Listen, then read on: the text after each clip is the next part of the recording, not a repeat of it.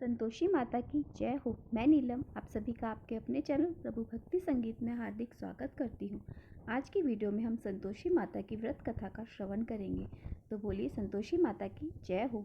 पौराणिक कथा के अनुसार एक बार एक बुढ़िया थी। उसके 7 पुत्र थे। 6 कमाने वाले थे और एक निकम्मा था। बुढ़िया माँ 6 पुत्रों की रसोई बनाती और उन्हें भोजन कराती और उसके पीछे से जो कुछ बच जाता 7वें को दे देती। 7वां बेटा बहुत भोला था, मन में बहुत कुछ विचार नहीं करता था। एक दिन अपनी पत्नी से बोला, देखो मेरी माता का मुझ पर कितना प्यार है। तो बहू बोली, क्यों नहीं, सबका जूठा बचा हुआ खाना तुमको जो खिलाती हैं। तो बेटा बोला, भला ऐसा भी क्या हो सकता है, मैं जब तक अपनी आंखों से ना देखूं मान ही नहीं सकता। बहू ने हंसकर कहा, तुम देख लोगे तब तो मानोगे।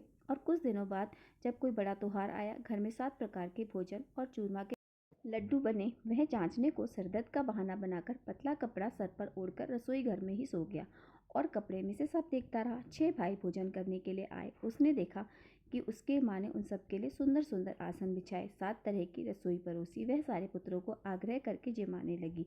7वां बेटा यह सब देखता रहा। 6 भाई भोजन करके उठे, तब माता ने उनकी जूठी थालियों में से लड्डुओं के टुकड़ों को उठाया और एक लड्डू बनाया। जूठन साफ करके बुढ़िया ने अपने बेटे को पुकारा, उठो बेटा। 6 भाई भोजन करके चले गए, अब तू ही बाकी है, उठना, कब तक खाएगा।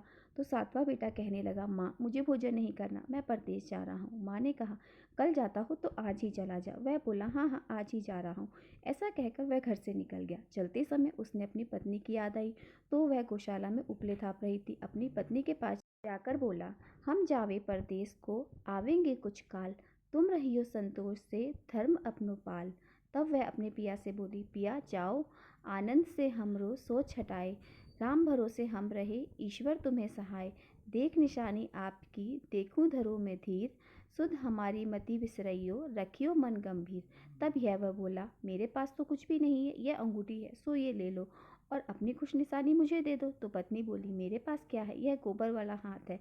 ऐसा कहकर उसकी पीठ में उसने गोबर के हाथ की थाप लगा दी और 7वां बेटा चला गया। चलते चलते दूर देश में जा पहुंचा। वहां पर साहूकार की एक दुकान थी जिसे एक नौकर की जरूरत थी। तब वह उस लड़के से बोला कि तुम मेरे यहाँ पर रह लो। और लड़के ने पूछा, तो तुम मुझे तनख्वाह क्या दोगे। तो साहूकार ने कहा कि काम देखकर दाम मिलेंगे। इस प्रकार साहूकार की नौकरी उस लड़के के यहाँ मिल गई। अब वह सवेरे 7 से रात के 9 बजे तक नौकरी करने लगा। कुछ ही दिनों में दुकान का सारा लेन देन, हिसाब किताब, ग्राहकों का माल बेचना, साहूकार की दुकान का सारा काम वो करना सीख गया। साहूकार के यहाँ 7-8 नौकर और भी थे। अब वे सब चक्कर खाने लगे कि यह तो बहुत होशियार हो गया। सेठ ने भी उसका काम देखा तो 2-3 महीने में अपनी दुकान के आधे मुनाफे का उसे साझेदार बना लिया। वह वर्ष में नहीं नामी सेठ बन गया और साहूकार मालिक सारा कारोबार उस पर छोड़कर बाहर चला गया। अब उसके पीछे उसकी पत्नी पर जो बीती उसे सुनो। सास ससुर उसे बहुत दुख देने लगे। सारी गृहस्थी का काम करके उसे लकड़ी बीनने के लिए जंगल में भेज देते। इसी बीच घर में रोटियों के आटे से जो भूसी निकलती उसकी रोटी बनाकर उसके लिए रख दी जाती। फूटे नारियल के खोपरे में पानी भर दिया जाता। इस तरह उसके दिन बीतते रहे। एक दिन छोटी बहू लकड़ी लेने जा रही थी कि रास्ते में बहुत सी महिलाएं मिली जो संतोषी माता का व्रत करती दिखाई दी। वह वहां खड़ी होकर कथा सुनकर बोलने लगी, बहन तुम भी एक किस देवता की व्रत कर रहे हो और इसे करने से क्या फल मिलता है, इस व्रत के करने की क्या विधि है। अगर तुम अपने व्रत का विधान मुझे समझाकर कहोगे तो मैं तुम्हारा बड़ा एहसान मानूंगी। तब उनमें से एक स्त्री बोली कि सुनो बहन, यह संतोषी माता का व्रत है। इसके करने से निर्धनता दरिद्रता का नाश होता है, घर में लक्ष्मी जी आती हैं, मन की चिंता दूर होती है, घर में सुख होने से मन को प्रसन्नता और शांति मिलती है, निसंतानों को संतान मिलती है, पति यदि बाहर गया हो तो जल्दी वापस आ जाता है, कुंवारी कन्याओं को अच्छा वर मिलता है, राजद्वारे में बहुत दिनों में मुकदमा चलता है तो खत्म हो जाता है, सभी तरह की सुख शांति प्राप्त होती है, घर में धन जमा होकर पैसे जायदाद का लाभ होता है, रोग दूर हो जाते हैं और जो कुछ भी मन में कामना हो वो सब व्रत की कृपा से पूरा हो जाता है। इसमें बिल्कुल भी संदेह नहीं। तो वह पूछने लगी कि बहन ये व्रत कैसे किया जाता है, यह भी बतलाओ, आपकी बड़ी कृपा होगी। तो वह कहने लगी, 1.25 का गुड़ चना लेना, इच्छा हो तो 5.25 का लेना या 11.25 का भी ले सकती हो, बिना परेशानी श्रद्धा और प्रेम से जितना बन सके सवाया लेना और जितनी श्रद्धा हो जितनी शक्ति हो उसी भक्ति के अनुसार सवाया लेना। हर शुक्रवार को निराहार रहकर कथा कहना सुनना, इसके बीच में क्रम टूटना लगातार नियम का पालन करना। सुनने वाला कोई ना मिले तो घी का दीपक जलाकर उसके आगे जल के पात्र को रखकर अपनी कथा कहना, परंतु नियम टूटना नहीं चाहिए। जब तक मनोकामना पूर्ण ना हो, नियम का पालन करना और मनोकामना पूर्ण हो जाने पर व्रत का उद्यापन करना। बीच में कभी भी मत करना। उद्यापन में 2.5 सेर आटे का खाजा और इसी हिसाब से खीर और चने का साग बनाना। 8 लड़कों को भोजन कराना। जहाँ तक मिले देवर, जेठ, भाई बंधु या परिवार के लड़के को ही लेना। ना मिले तो रिश्तेदार और पड़ोसी के लड़के बुलवाना, उन्हें भोजन कराना। यथाशक्ति दक्षिणा देकर माता का नियम पूरा करना। उस दिन घर में कोई खटाई ना खाए। यह सुनकर छोटी बहू वापस घर को चल दी। रास्ते में लकड़ी के बोझ को बेच दिया और उन पैसों से गुड़ और चना लेकर संतोषी माता के व्रत की तैयारी करके आगे चली। सामने मंदिर देखा, पूछने लगी, ये मंदिर किसका है? सब कहने लगे, संतोषी माता का मंदिर है। यह सुनकर माता के मंदिर में जाकर वह माता के चरणों में लौटने लगी। दीन होकर विनती करने लगी, हे माँ, मैं तो निपट मूर्ख हूँ, व्रत के कुछ भी नियम नहीं जानती, मैं बहुत दुखी हूँ। माँ, हे माँ जगत जननी, मेरा दुख दूर करो, मैं तुम्हारी शरण में हूँ। उसकी दयनीय दशा को देखकर संतोषी माता को उस पर दया आ गई। एक शुक्रवार बीता ही था कि दूसरे शुक्रवार को उसके पति का पत्र आ गया और तीसरे शुक्रवार को उसका भेजा हुआ पैसा भी आ पहुंचा। यह देखकर जेठानी मुंह सिकोड़ने लगी कि इतने दिनों में पैसा आया है तो इसमें क्या बड़ाई है। लड़के और ताने देने लगे कि काकी के पास अब तो पत्र आने लगा, रुपए आने लगा, अब तो काकी की खातिर बढ़ेगी, अब तो काकी बुलाने से भी नहीं बोलेगी। बेचारी बड़ी सरलता से कहती कि भैया पत्र आवे, रुपया आवे तो हम सब के लिए अच्छा है। ऐसा कहकर आंखों में आंसू भरकर संतोषी माता के मंदिर में जाकर माँ के चरणों में गिरकर रोने लगती। माँ, मैंने तुमसे पैसा नहीं मांगा, मुझे पैसे से भला क्या करना, मुझे तो अपने सुहाग से मतलब है, मैं तो अपने पति के दर्शन और सेवा मांगती हूँ। तब माँ ने प्रसन्न होकर कहा, जा बेटी, तेरा पति भी आएगा। यह सुनकर खुशी से बावली होकर वह घर में जाकर अपने काम करने लगी। अब संतोषी माता विचार करने लगी कि इस भोली पुत्री से मैंने कह तो दिया है कि तेरा पति आएगा, पर आएगा कैसे? वो तो सपने में भी इसे याद नहीं करता। उसे याद दिलाने के लिए मुझे उसके पास जाना पड़ेगा। इस तरह माता बुढ़िया के बेटे में स्वप्न में प्रकट होकर कहने लगी, बेटे सोता है या जागता है?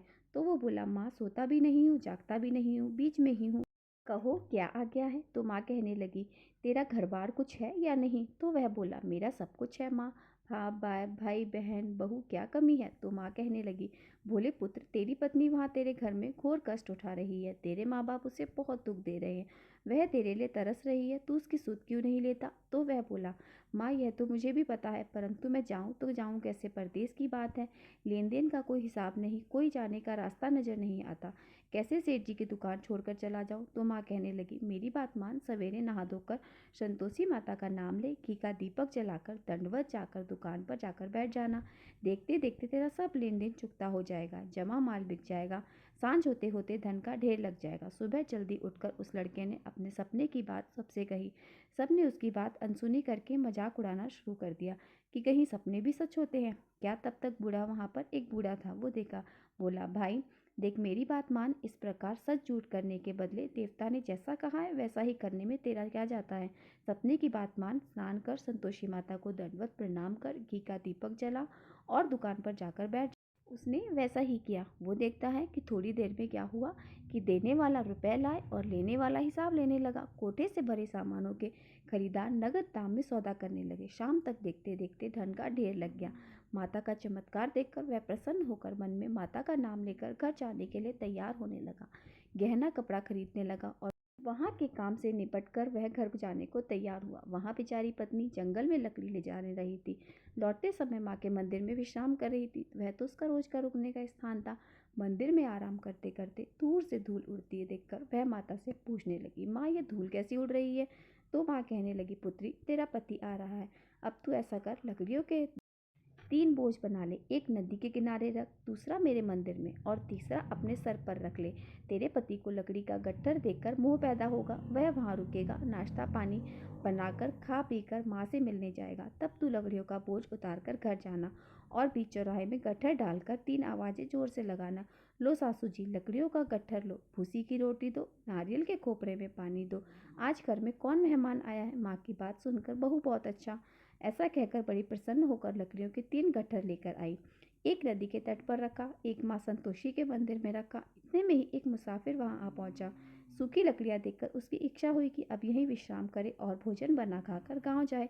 इस प्रकार भोजन बनाकर वह वही विश्राम करने लगा। उसके बाद वह गांव को गया। सबसे प्रेम से मिला और उसी समय उसकी बहू सर पर लकड़ी गट्ठर लेकर वहां पहुंच गई। लकड़ी का भारी बोझ आंगन में डालकर उसने जोर से 3 आवाजें दी। लो सासू जी, लकड़ी का गट्ठर लो, भूसे की रोटी दो, नारियल के खोपरे में पानी दो। आज कौन मेहमान आया है? यह सुनकर सास बहू बाहर आकर अपनी बहू से बोली। अपने द्वारा दिए हुए सभी कष्टों को भुलाने के लिए उसने कहा, बहू ऐसा क्यों कहती हो? तेरा पति ही तो आया है। आप बैठ, मीठा भात का भोजन कर, कपड़े गहने पहन। इतने में आवाज सुनकर उसका पति बाहर आ गया और अंगूठी देखकर व्याकुल होकर माँ से पूछने लगा कि माँ यह कौन है? तो माँ कहने लगी, बेटा यह तो तेरी पत्नी है। आज 12 वर्ष हो गए जब तू घर से गया था, तब से सारे गांव में जानवर की तरह भटकती फिर रही है। काम काज घर का कुछ नहीं करती, 4 समय यहाँ आकर खाना खा लेती है और अब तुझे देखकर भूसी की रोटी और नारियल के खोपरे में पानी मांग रही है। यह सब सुनकर वह लज्जित हुआ। बोला, माँ ठीक है, मैं भी इसे देख रहा हूँ और अब तुम्हें भी देखा है। अब मुझे दूसरे घर की चाबी दो तो वहां जाकर रहूंगा। माँ बोली, ठीक है बेटा, जैसी तेरी मर्जी। ऐसा कहकर चाबी का गुच्छा उसने पकड़ लिया और चाबी ली और दूसरे कमरे में से, जो तीसरी मंजिल के ऊपर था, खोलकर सारा कमरा सामान वहां पर रख दिया। एक ही दिन में वहां राजा के महल जैसे ठाट बन गए। अब क्या था, दोनों पति पत्नी वहां सुखपूर्वक रहने लगे। इतने में ही अगला शुक्रवार आया। पत्नी ने पति से कहा कि मुझे माता के व्रत का उद्यापन करना है। पति कहने लगा, बहुत अच्छी है, खुशी से करो। वह तुरंत ही उद्यापन करने की तैयारी करने लगी। जेठ के लड़कों को भोजन करने के लिए कहा तो जेठानी ने अपने बच्चों को भोजन के लिए कहा कर दी, और परंतु पीछे से जेठानी ने अपने बच्चों को सिखलाने लगी कि देखो रे, भोजन करते समय सब लोग खटाई मांगना ताकि उसका अध्यापन पूरा ना हो।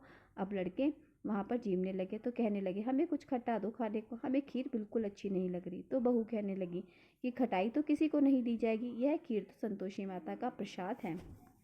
यह सब सुनकर सभी लड़के तुरंत उठ खड़े हुए। बोले, पैसा लाओ। भोली बहू बहुत कुछ जानती नहीं थी तो उसने सबको पैसे दे दिए। लड़के उसी समय जाकर दुकान पर जाकर इमली खाने लगे। यह देखकर बहू पर संतोषी माता ने कोप कर दिया। राजा के दूत उसके पति को पकड़ कर ले गए।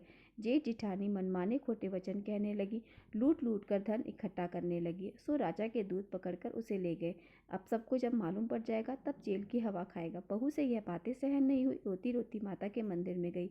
हे माँ, आपने ये क्या कर दिया? हंसकर हमें अब रुलाने लगी हो? तो बोली, माँ पुत्री, तूने उद्यापन करके मेरे व्रत भंग किया है। इतनी जल्दी सब बातें भुला दी। तो वह कहने लगी, माँ भूली तो नहीं हूँ, ना कुछ अपराध किया है, मुझे तो लड़कों ने भूल में डाल दिया, मैंने भूल से उन्हें पैसे दे दिए, मुझे क्षमा कर दो माँ।